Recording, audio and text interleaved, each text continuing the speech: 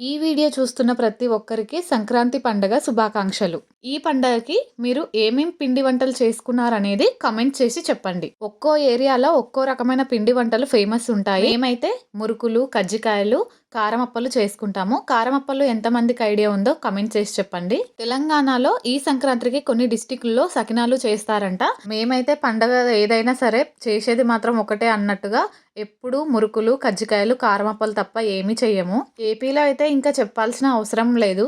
అక్కడ అన్ని రకాల పిండి వంటలు చేస్తారు.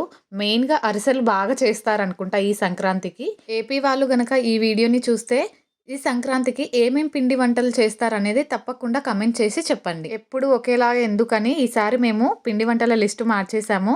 కజ్జికాయలు, డ్రై ఫ్రూట్ లడ్డు, కార బూందీ చేసుకున్నాము. టేస్ట్ అయితే చాలా బాగా వచ్చాయి. అందరికీ ఒకటే డౌటు, భోగి పండగ 13 తారీఖా, 14 తారీఖా అని చెప్పి మీలో ఎవరికైనా తెలిస్తే తప్పకుండా కామెంట్ చేయండి.